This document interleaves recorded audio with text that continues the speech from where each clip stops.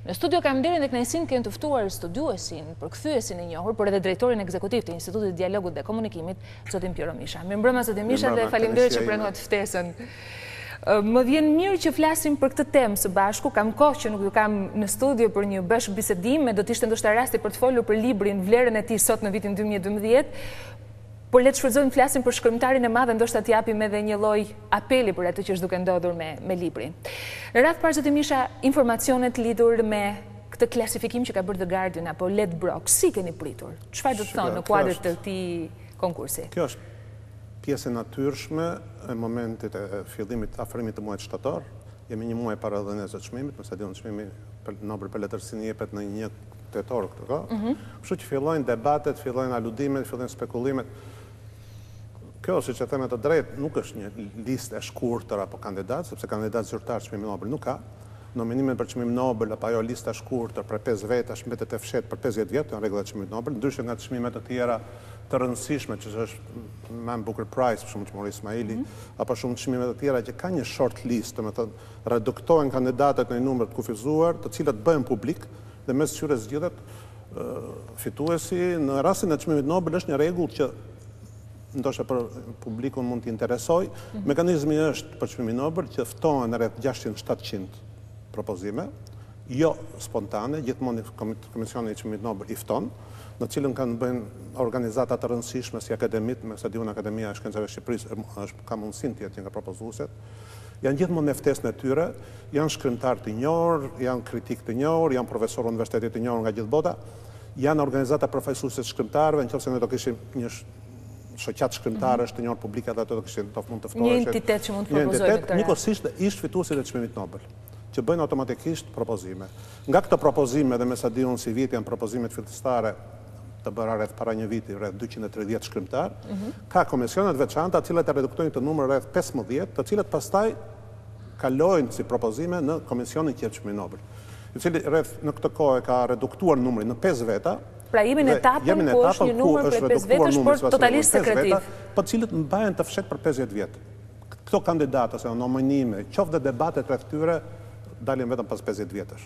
Para pak kohësh, pati debate të 50 vjetet para dhe nxirret proces verbal. Kështu që kur flitet për kandidat, është një fjalë spekulluese. Por kemi të bëjmë me këtë rast, të kotuar, këtu kemi të bëjmë me gjë mjaft interesante, siç është zakoni në Angli, gjithçka bëhet prej bastesh, është gjë institucionalizuar, po në këtë rast përfshirja e Kadares në këtë listë, duke quajtur ka kandidatët e rëndësishëm të çmimit Nobel, është një tregues i peshës i vlerësimit të madh që ka Ismail Kadareja sot në botë. The Guardian si bën këtë vlerësim? Guardian nuk kam shkrimin e Guardian. Guardian e ka qenë në titull që Ledbrokers japin dhe jep koeficientët për selekcionin shkrimtar. Duke fituar siç është në shtypin shqiptar Murakami, e kështu me radhë 3-4 shkrimtarë të tjerë, në cilët Kadareja quhet i katërti, sipas kuotimeve të kompanisë së basteve. Por kompania e basteve gjithmonë, siç është në çdo gjë tjetër, siç është në futboll dhe siç është mat pak a shumë ka antena që thithin një opinion të caktuar. Perceptime të një opinioni të caktuar, jo një opinion thjesht popullor në këtë rast, por një opinion të elitave letrare. Që mbetet i kualifikuar gjithsesi si opinion? Nuk do thotë gjë, çmimi Nobel shpesh është shumë i parashikueshëm. Ka patur debate pafund.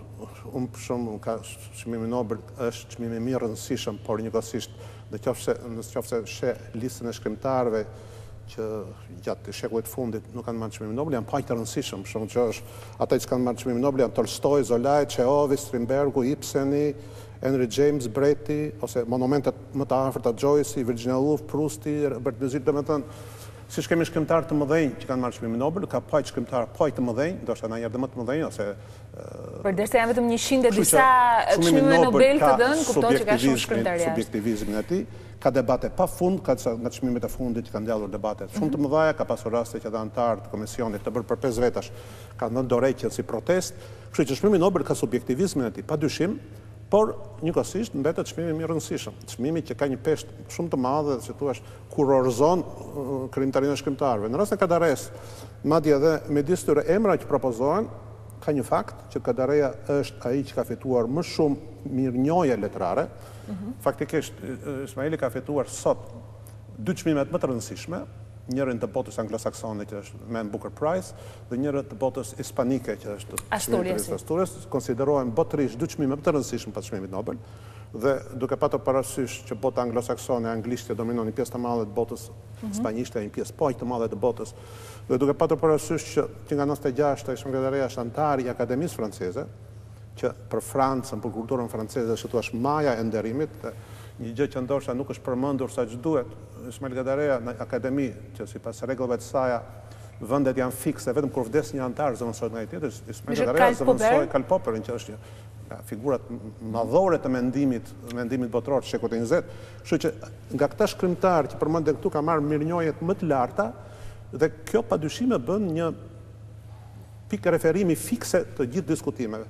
Po se çdo japi çmimin Nobel, vitet e fundit ka dhënë mjaft autor, shumë të diskutueshëm që nga jo vetëm kanë ndikur dhe polemikat, dhe jo vetëm në rrjetet sociale shqipfolse, por sidomos edhe ato anglosaksone, ku bëhet një lloj analize, një lloj trendi mbi bazën e të dhënave të çmimeve në vitet e kaluara dhe pretendime ka patur edhe nga amerikanët që prej vitesh, prej dekadash ky çmim nuk shkonte këta, po kështu nga kanadezët, po kështu nga Azia Qendrore, po kështu nga Lindja e Mesme. Pra, secili nga rajonet, pyetja zotin Misha e parë është, ka gjeopolitika vend në dhënien e këtij çmimi? Ka debate pafund për kriteret e çmimit Nobel. Në fundit janë 5 individ të cilët marrin vendime. Njerëz të cilët kanë dhe një komësi të saktuar, për shembull një nga akuzat e bërë gjithmonë është një predëmonim i vendeve skandinave. Dhe vjet është fituar nga një suedez. Prirje për letërsinë gjermane dhe shumë prej autorëve gjermanë. Erta Müller për shembull patjetër debate pafund, se nuk është një shkrimtare ati kalibri dhe ndoshta u lidh me një moment, me një përvjetor të rrjedhës murit Berlinit, dhe është një shkrimtare, unë kam lexuar pothuajse tërë, e mirë, po nuk është në ato niveli. Ka shumë shkrimtarë të tjerë të cilët bën që çmimi Nobel të akuzohet për një lloj geopolitike ose për kritere politik, për shembull Harold Pinter, që ishte një nga zëdhënësit më të zjarrt kundër luftës në Irak, një shkrimtar i mirë, po që përbëj një surprizë kur morë çmimin Nobel, shumë menduan, ose Dario Fo pak kohë më përpara, ose edhe Pamuku. Pamuku shumë e lidhin me një kriter politik, jo vetëm turk, por edhe për arsyen se ishte një shkrimtar turk që për herë të parë pranoi atë quhet genocid armen. Kështu që tani, këtu jemi në fushën e interpretimeve, ka shumë shkrimtarë, si shkrimtari i vjetshëm suedez, i cili padyshim është një poet i madh. Kështu që gjithmonë ka debate, gjithmonë do ketë debate, sepse në fundit ka një subjektivizëm të paevitueshëm, ka dhe akuza që është prirjet mjaft majtas, për shembull Borgesi nuk e mori çmimin Nobel, do menduaj se mori çmimin Nobel sepse ishte një ndar përkrahasit me fjalët e tij të juntes në Argjentinë, ndërkohë që shkrimtarë të tjerë që kanë qenë me prirje shumë të majta, ose për krahas të Castros kanë marrë, por njëkohësisht Marga Vargas Llosa që ishte i djathtë, mori çmimin Nobel, kështu që gjithmonë kur diskuton ke një provë, ke dhe provën që e poshtë, ka subjektivizëm, tash unë lexova listën e shkrimtarëve të mëdhenj që nuk kanë fituar ndonjëherë Nobel. Shpeshherë kur shef argumentat në arkivat e çmimit Nobel janë pak qesharake, arsye morale, arsye që mungon idealizmi, Tolstoi, sepse sipas moralit sistemi të vlerave të një momenti të caktuar, arsye politike. Ose që nuk janë shkrimtar universal, që qëndrojnë brenda rretheve të caktuara që nuk kanë një interes global. Gjithmonë kemi një eklezio pati debate pafund, sepse mos të bota anglosaksone nuk konsiderojnë shkrimtarë atyre për masave. Jelinek bëri që t'japin dorëheqje një nga antarët e çmimit Nobel, sepse u mori një profesuese e padenjë për gjithmonë kemi këto debate, gjithmonë do kemi këto debate. Ashtu sikur se ka shkrimtarë që kanë refuzuar çmimin, mos harrojmë të çfarë ndodhi midis Sartrit dhe Camus. Kanë refuzuar 2 herë, një rast ka qenë pothuajse detyruar, është Pasternaku, i cili nuk mund të shkonte për arsye politike, e ka refuzuar Sartri për arsye ideologjike të vendimit të tij. Çmimi Nobel ka momente të tjera që disa herë janë dhënë për historian, s'ka marrë çmimin Nobel si Churchilli me kujtimet e tij që përbën, ose disa herë mund ta kenë marrë Bergsoni, me sa di e ka marrë, ose Bertrand Russell që janë filozof, sepse kriteret vetë kanë ndryshuar, por pavarësisht nga debatet pafund që mund të bëhen për sa i takon çmimit Nobel, pavarësisht kontestimet pafund që mund të bëhen, unë mendoj se kontestim i drejtë që gjithmonë ka qenë një mënjanim i letërsisë amerikane që për mendimin tim është nga letërsitë më vitale, më të rëndësishme në botë kohët e fundit. Mos gabojnë vitet 80 është edhe çmimi i fundit në kontinentin amerikan. Se mbaj mend kur tamam mund të ta shikojmë, por ka shumë pak çmime Nobel para Morrison, Toni Morrison, por kjo gjë u forcua me një deklaratë të bëri sekretari i përgjithshëm i çmimit Nobel vjet, ngjalli shumë debate ku pak a shumë shprehu një lloj jo për çmimi, po një lloj jo vlerësimi të duhur vlerësinë amerikane që pjesa më e madhe e opinionit botëror nuk e pranon, Por këtë janë të natyrshme në fund. Ka dhe një lloj ka një lloj europocentrizmi që akuzohet shpejt, për shembull mjafton ka vlerësime që vetëm autor gjerman kanë marrë më shumë se çka marr gjithë letërsia asiatike, por ndërkohë padyshim letërsia evropiane ka qenë ajo që është për shumë vlera të saj, kështu që debatet të tilla ka do ketë gjërsa në mes është subjektivizmi njerëzor. Dhe aq më tepër që bëhet fjalë sa herë që përziden fituesit Çmimit Nobel për letërsinë, bëhet fjalë për letra, bëhet fjalë për gjuhët, vendoset edhe një raport gati imperialist i gjuhëve të mëdha kundrejt gjuhëve të vogla. Andaj dhe kjo bën Ismail Kadare deri diku të paragjykuar nga kjo pikpamje. Jo, të flas sinqerisht ka një gjë që Ismail Kadare është përkthyer në rreth 30 gjuhë në 40 vende. Është një shkrimtar universal. Dhe ne në njerë me atë deliret, pak mund të flem pak dhe në gjutash për deliret tonë provinciale, harrojmë që është një fat i madh që një vend kaq i vogël si Shqipëria ka një përfaqësues të njërë botë. Nuk kemi nxjerrë asgjë tjetër.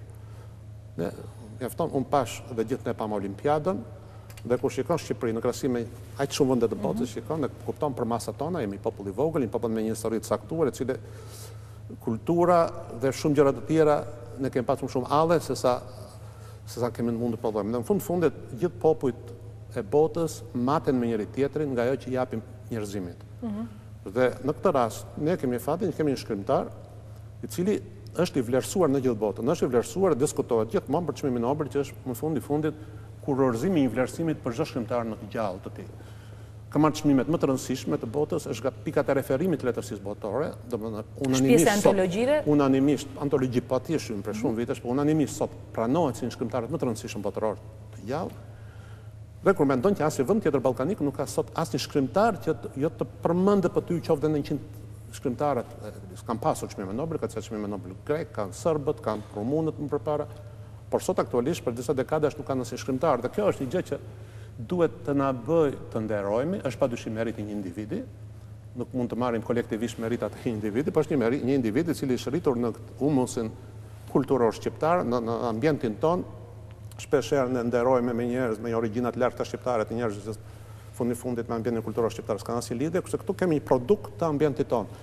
Dhe kjo duhet na bëjë të ndjehemi mirë aq më tepër kur kemi një histori, somos historinë e viteve të fundit, kur Shqipëria më tepër ka pasur imazhet e problematikës së saj, sesa asaj që kanë nxjerr për të prodhosh një korifet të tillë të letërsisë botërore. Por zoti Misha bie në sy dhe do t'i ndalem tek analiza pak me Kadaren, çfarë ndodh që nuk puqet dot kurorëzimi me çmimin Nobel me krimtarinë e Ismail Kadares dhe ndonjë konspiracion që mund ta shoqëroj. Para pak ditësh në shtyp u publikua edhe një polemike Malcolm, i cili në vitin 1997 mos të harrojmë ka publikuar edhe një analizë e cila pasoi edhe disa analiza të tjera negative ndaj Ismail Kadares, por kur aludohej në raportet e Kadares me të kaluarën. Malcolm ka shkruar, ka bërë një replik në shtyp ku ngjan se bën një mea culpa për atë që kishte deklaruar, si ishte një keq kuptim i madh dhe ngjan sikur në këtë rast era po fryn në favor të Kadares dhe për këtë arsye. Është një përkim rastësor, një moment reflektimi i studiuesit apo një dëshirë e madhe e medias shqiptare për të mbledhur sa më shumë lënd që na çon drejt fitores? Në radhë parën duhet tonë e një Noel Malcolm mirë, bashkë me Veton Surajn kemë botuar librin e tij Historia e Kosovës, është njëri serioz, një akademik serioz. Nuk është njëri letërsisë, është njëri profesor në Oxford, profesor që është marrë me letërsinë në një periudhë caktuar angleze dhe merret, pa më shumë është marrë me historinë. Unë nuk e kam lexuar shkrimin e Malcolmit, por Malcolmi bëri një shkrim, nëse mbaj mend pallatin e ëndrave, po e botoi në një organ që quhet Maja e pastaj tek revista për letërsinë, New York Review of Books. Unë vetë shkrimin e Malcolm s'kam lexuar, kam lexuar replikën që u botua pa këtë shkrim nga Kadarea, që është shumë e ashpër, dhe përgjigjen që bëri Malcolmi në atë kohë, sipas tij ai ishte keq kuptuar nga Kadarea. Faktikisht, Malcolmi, mendimi im, dhe këtu fillojmë gjithmonë me interpretimin, këto janë faktet, në atë kohë vinte shumë shpesh në Shqipëri. Ai ka qenë pjesë e një grupit britanik të Helsinkit, që ishte shumë aktiv në Shqipëri në atë kohë, shumë i diskutueshëm, ishte shumë i djathtë. Pastaj u distancua prej tyre, në qoftë se mbani mend zgjedhjet e 96-s, ishte i vetmi grup që përkrau dhe zgjedhjet. Dhe Malcolm me sa duket riprodhonte ato që kishte dëgjuar në Shqipëri. Unë mund të them një gjë që shoqëria jonë shpeshherë prodhon shumë helm. Padyshim, jo vetëm Kadareja, por gjithkush duhet të analizohet, të diskutohet, mund të jesh dakord, mund mos jesh dakord, por shpeshherë ka një lloj gati perversiteti. Unë mbaj mend para pak vjetësh, më erdhi në zyrë një akademik australian, Peter Morgan, i cili nga Universiteti e Melbourne-it kërkonte të shkruante një libër që ka botuar për Kadaren. Ishte një akademik, s'dinte po të asgjë për Shqipërinë, ishte nisur vetëm nga vepra Kadares. Dhe mbaj mend kur erdhi në zyrë me rekomandimet Bërm Fisherit, një miku tim, ishte i tronditur se kishte takuar 3 shqiptar, mes tyre dhe një zyrtar të lartë aso kohë, flas për sa vjet më parë, të një nga ministrive, dhe nuk është puna e 3 shqiptarë, 2 emra të njohur publik, të cilët kishin kritikuar Ismailin. Po kishin shpifur. Për shembull, 2 gjëra që kishin thënë këtij dhe kërkonte ta verifikonte që Ismail Kadare ka banuar në blok dhe që Enver Hoxha ka paguar $2 milion për të botuar veprat e Kadares në Francë. Dhe këtë kishte thënë një zyrtar i lartë i shtetit në atë kohë. Domethënë, janë gjëra absurde, gjëra të cilat kanë një keqdashje dhe kanë dhe atë një lloj streslëku të madh. Shpeshherë të interpretosh ky i referohet Arshipipës në shkrimin e tij Malcolmi dhe Kaplan Resulit.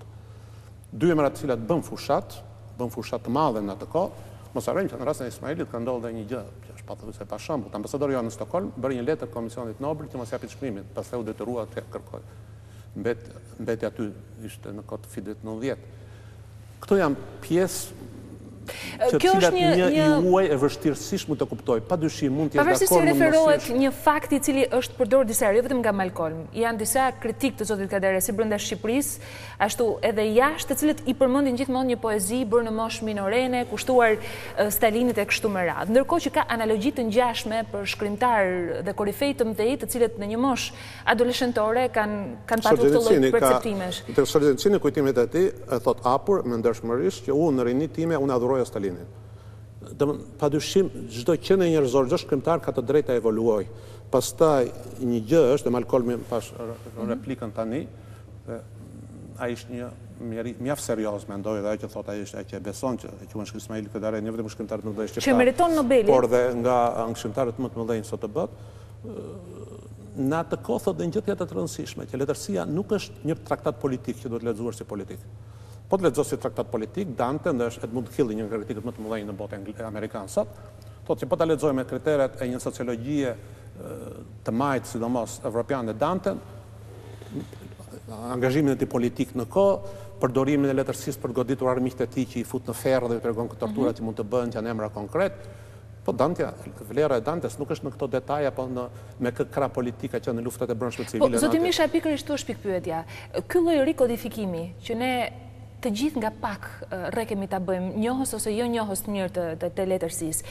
Këtë lloj rikodifikimi të alegorisë që Kadareja ka përdorur për ta vendosur pro ose kundër regjimit asaj kohe, në një raport caktuar të Kadares me të shkuarën, është vetëm faji perceptimit tonë përbashkët si shoqëri, apo dhe vetë Kadareja, gjatë periudhës sidomos pas viteve 90, ka dhe ai një dozë faj në këtë raport në cilin ne përpiqemi gati me dhunë ta vendosim. Është diskutim mjaft kompleks. Shumë kompleks, është shumë kompleks, padyshim. Duket se penalizon në këtë rast edhe për temën se cilën po diskutojmë. Çdo shkrimtar, për më tepër kur jetuar në një kontekst të caktuar kohor, cilët nuk mund të shpëtosh, që është ai periudhës komunizmit, nuk mund të thuash që dikush ka jetuar në një kult fildisht në atë kohë dhe nuk është prekur nga ajo kohë, dhe unë të gjithë ne që kemi jetuar në një farë mënyrë do prekesh nga realitet. Dhe Kadare është produkt i një kohe të caktuar, por është një gjë të analizosh veprën e tija, qoftë dhe veprimet e tija si individ, nëse më pak rëndësi ka kjo, mendoj, dhe të jesh dakord, të kesh çelëse të caktuara interpretimi, të kesh mendime të caktuara, të kesh polemika, të kesh debate, dhe një gjë tjetër të kërkosh me çdo kusht edhe zbardh të dikush.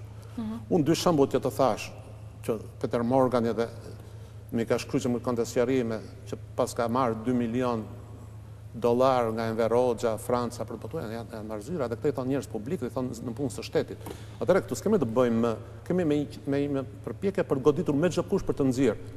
Janë bërë letra të tilla që nga Arshipippa, që bërë letra akademisë, dhe që shkojnë tepër larg dhe që ka të bëjë me një pjesë natyrës shqiptare, më duket. Elena Kadare në librin Kohë pa mjaftueshme e ka përshkruar edhe një lloj zhgënjimi të jashtëzakonshëm pas fitimit të titullit Man Booker Prize, kur të dy me Kadaren të ullur për të parë opinionet që ishin në faqen online të çmimit, dhe ku vetëm për kandidatin Ismail Kadare kishte opinione negative dhe të ardhura pikërisht nga brenda Shqipërisë, nuk arrinte dot të kompensojë gëzimi i madh pikërisht nga dhimbja për këtë gjë.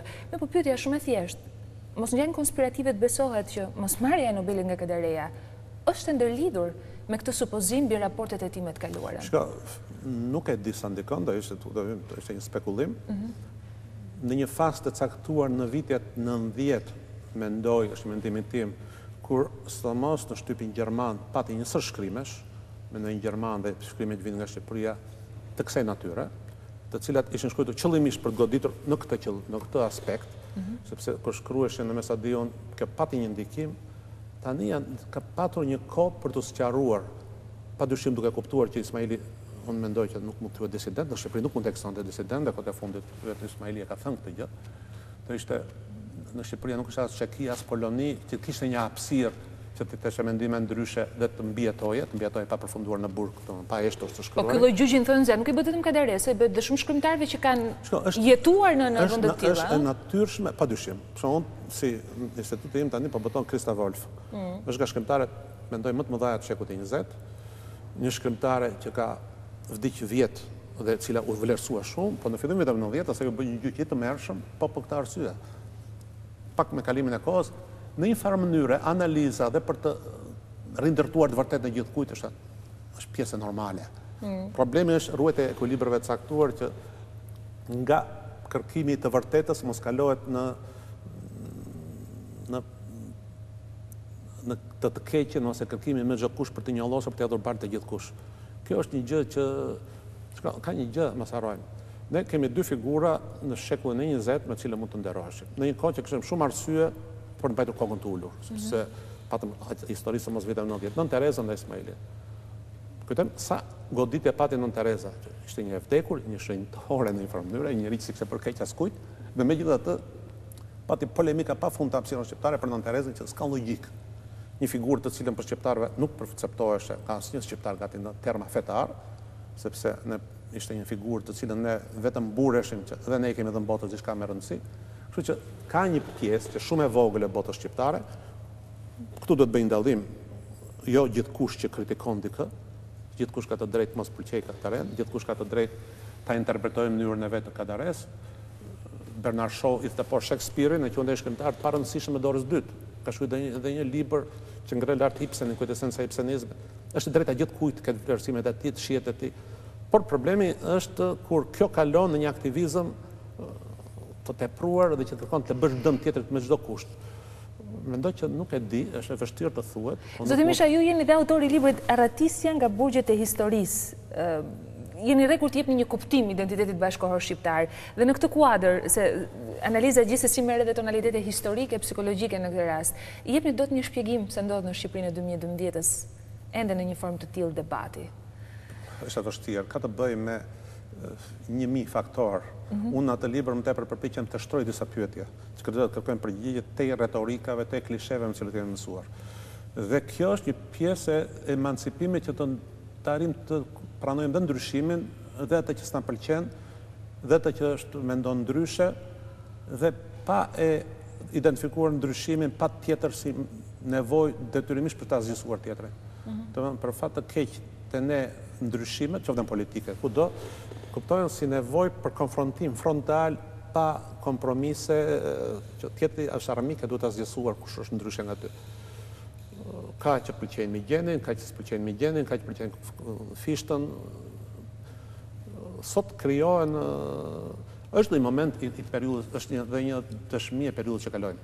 E një konfuzioni mendor që ka karakterizuar këtë periudhë kohe, një protagonizmi të shfrenuar, po edhe një përgjegjësi ka dhe shtypi që kërkon me çdo kusht të gjej skandalin, kërkon me çdo kusht një pjesë e shtypit të Po publikohen, e dish një shtypin e këtyre ditëve ku vijojnë të publikohen edhe dëshmitë e asaj kohe për raportet e Kadares me diktatorin, apo dëshmitë të tjera lidhur me botimin e veprave të tij. Më tepër se ç'duhet, sepse në vend që të kapin esencën e gjërave, merren me anekdota, me gjëra shumë sekondare. Padyshim dikush duhet të shkruajë, dikush do të kërkojë në arkiva, dikush do të kërkojë të vërtetë për të ndërtuar gjithçka, dhe është e rëndësishme. Por për fat të keq, shpeshherë ka spekulime, shpeshherë ka individ caktuar që do të dalin protagonizmin e tyre dhe kanë mundësia më e mirë është duke lidhur veten me një emër caktuar me ngjarje që shumë është më tepër që kontekstualizohet dhe me afrimin e Nobelit ku bëhet legjendë çështja. Zoti Misha, jemi përballë një diskutimi shumë të rëndësishëm për faktin Kadareja e merr apo nuk e merr Nobelin, që është një gjë, dhe e meriton apo nuk e meriton Nobelin. Në këtë rast, Kadareja si shkrimtar përballë Nobelit, duhet gjykuar vetëm brenda gardit të letërsisë, Apo edhe në perceptimin që është krijuar në lidhje me dhënien e çmimit, duhet shkuar për te Tigardi, për të parë edhe nga pikpamja morale, në raport me të kaluarën, apo është e mjaftueshme për dhënien e çmimit Nobel për të qëndruar brenda këtij gardi? Në radhë parë për çmimin Nobel, për mendimin tim, dhe sa mos vitet e fundit, kriteri kryesor është letërsia. Dhe letërsia nuk është një ushtrim thjesht formal, stili. Letërsia është sa arrin të japi një vepër një shkrimtari caktuar, se duhet të thonë janë shumë pak raste që çmimi Nobel është dhënë për vepra caktuara. Kemi Sholohovin, kemi Hemingwayn, që janë një 8-9 raste. Pjesa më e madhe jepet për krijimtarinë e një shkrimtari. Në kompleks. Në kompleks, përveç 8-9 rasteve me sa diun që janë të veçanta, që është specifikuar që në shkrimtari, dhe Thomas Mann duket edhe për Buddenbrock dhe kështu me radhë, në përgjithësi jepet kompleks për veprën. Dhe çështja është sa kjo vepra ndihmon në emancipimin e njerëzimit në një farë mënyrë. Letërsia nuk është një traktat politik që të lexohet vetëm si politik ose në shërbim të një çasti të saktuar, vetëm. Dhe këtu të ne ka më duket një përpjekje me çdo kush për ta bërë letërsinë nga një traktat politiko-sociologjik. Kështu që unë mendoj që sot më tepër se kur çmimi Nobel jepet për letërsinë në kuptimin e plotë të kësaj fjale. Duke lënë paragjykimin shqiptar në raport me veprën e Kadares, tashmë në rast se ka një lloj paragjykimi tek Nobeli përballë Kadares, cili ishte ai që do ta penalizonte? Do spekuloj ta thashë sepse për më tepër tash filozofia ose politika e çmimit Nobel që asnjëherë s'bën komente, vetë anëtarët e Komisionit të Çmimit Nobel nuk bën kur komente, që është shumë e vështirë të zhbirrosh, gjithmonë ka aludime, gjithmonë ka aludimi kryesor ka qenë që gjithmonë ka një prirje të majt, një prirje anti-amerikane, e kështu me radhë, por këto janë gjithmonë në fushën e jo, nga kjo pikpamje, zotë Misha, shqiptarët mund mos jenë dakord për raportin ende sipas tyre të një pjesë të tyre, raportin e Kadares me të kaluarën, bien të gjithë dakord për veprën e jashtëzakonshme artistike, po ka dhe një lloj polemike që bësh shoqëron produktin letrar të Kadares para 90-s me atë të pas 90-s. Është një lëndë mjaftueshme dhe ajo në ditët e sotme për të gjykuar drejt nga Nobeli, le të themi. Sepse këtu ngatrojmë shumë çështje, domethënë çdo shkrimtar i madh në botë ka një krijimtari të caktuar, por ajo që e bën të mbetet histori është numri i kufizuar veprash. Gjithë marrësh, që nga Shakespeare, nuk mund të mbetet e gjithë vepra një shkrimtari në një nivel. Kjo është ka të shkrimtarë që kanë 2-3 vepra me cilën mbeten, ka shkrimtarë që kanë një korpus mjaft të madh letrar, por që në fund të fundit mbeten për një esencë ato vepra që cilën ai ka arritur ose përbën kontributin. Kështu që dhe Ismailin, nëse merr çmimin Nobel, unë mendoj që e meriton plotësisht ta marrë. Mendoj që e njoh pak a shumë, njoh dhe pjesën më të madhe të autorëve, përveç këtij autorit kinez që nuk e kanë lexuar dhe nuk kanë lexuar. Murakami është i përkthyer edhe në Murakami është përkthyer edhe në shqip, edhe çështë Misha. Ka shumë debate edhe për nivelin e tij. Ka shumë debate dhe për Murakamin dhe ai ka disa vjet që dhe romanit i fundit i që 84 arriti milionra kopje jushit. Ka që e vlerësojnë shumë, ka që e quhen një letërsi të lehtë, si profesore, produkt bestseller, dhe në përgjithësi çmimi Nobel nuk është dhënë shkrimtarëve që arrin një sukses të tillë komercial. Pra jo nga numri i shitjeve. Numri i shitjeve bile pengesë, numri i shitjeve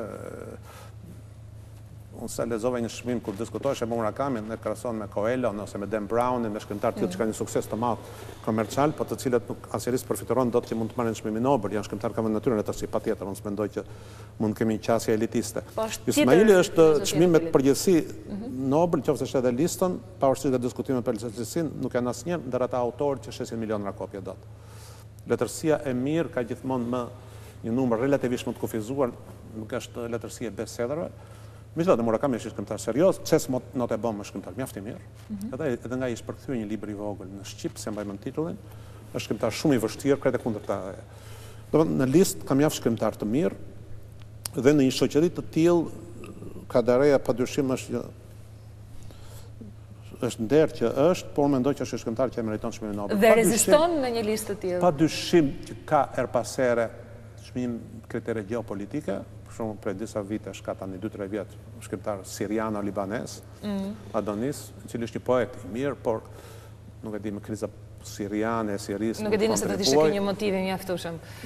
Domethënë është vështirë të gjykosh. Çmimi Nobel tash me atë kriter që ka të fshehtësisë ose të diskrecionit, është shumë vështirë që gjithmonë gjykimet bëhen nga jashtë, sepse përsa kohë që vetë ata që vendosin nuk bëjnë asnjë koment, as më parë, as më pas për kriteret që përdorin, përveç një vlerësimi që është